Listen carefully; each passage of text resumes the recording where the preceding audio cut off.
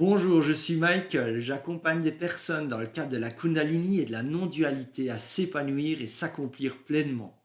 Aujourd'hui, je vais vous partager pourquoi il ne faut surtout pas arrêter l'éveil d'une Kundalini.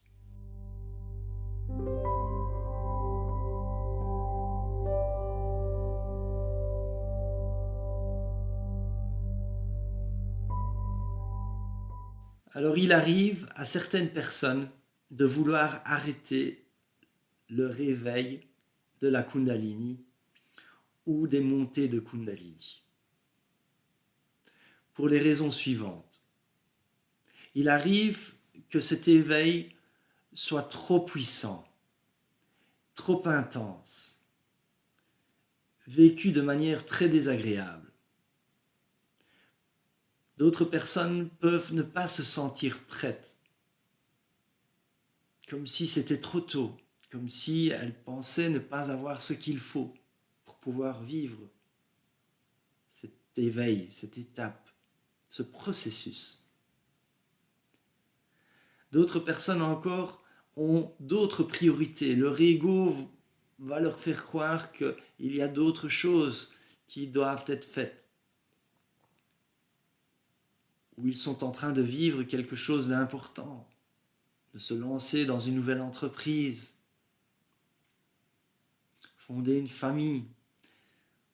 Peu importe les grandes raisons de vie qui peuvent se jouer dans ce moment, et cela peut nous faire croire que c'est de nouveau pas le bon moment et qu'il y a d'autres choses qui sont beaucoup plus importantes.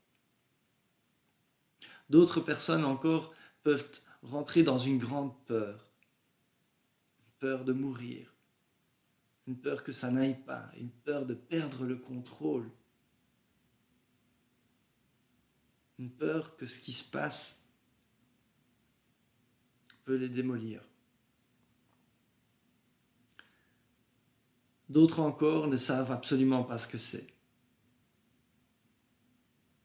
Et donc, face à ce qui est inconnu, ils peuvent rejeter ce processus, ces phénomènes énergétiques, physiques, émotionnels. Alors, je vais vous donner maintenant le pourquoi il ne faut surtout pas arrêter un éveil de Kundalini.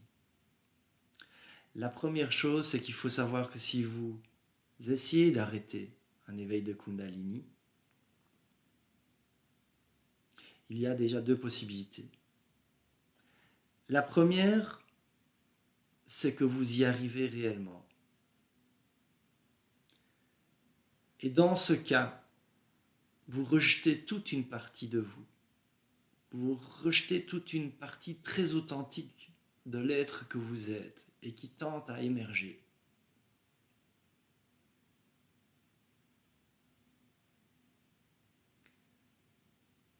Vous pouvez alors aussi créer une rupture à l'intérieur de vous qui peut amener une profonde dépression.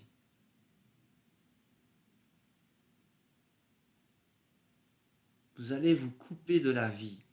Vous allez vous couper de tout un flux de vie qui est là.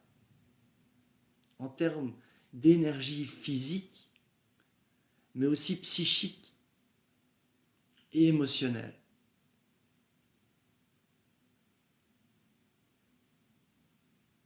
Ce sera dire non à l'évolution de votre être profond. Et si vous n'y arrivez pas, vous allez être en lutte avec une énergie qui va être 1000 fois, infiniment plus fort que vous. Vous allez compliquer tout le processus. Ce processus va alors devenir très pénible. Et ça, de nouveau, sur les différents niveaux de l'être, que ce soit physiquement, émotionnellement ou mentalement. Et donc, je vous conseille de regarder mes autres vidéos. Il y a des vidéos, une qui est très importante, qui traite de comment est-ce qu'on peut préparer le terrain à vivre un éveil de Kundalini. Et cela vaut aussi si vous avez déjà cet éveil, si vous le vivez déjà et que c'est compliqué. Ensuite, il y a encore une autre vidéo. À chaque fois, je vais faire afficher les vidéos juste au-dessus de moi quand j'en parle. Il y a une autre vidéo qui est la trousse de secours de la Kundalini. Je vous conseille aussi de regarder cette vidéo qui donnera des outils, des applications concrètes pour harmoniser le processus. Et que si vraiment vous avez une montée de Kundalini énergétique et physique qui est vraiment trop intense sur le moment, vous allez pouvoir momentanément mettre les choses sur pause, ralentir, fluidifier et trouver un moyen de vous permettre de vivre ce processus d'évolution avec plus de fluidité et d'alignement. Voilà, j'espère que cette vidéo t'aidera dans ton chemin, dans ton éveil. N'hésite surtout pas de poser des questions, de liker, de t'abonner à la chaîne si ce n'est déjà fait. Je te souhaite une très belle journée.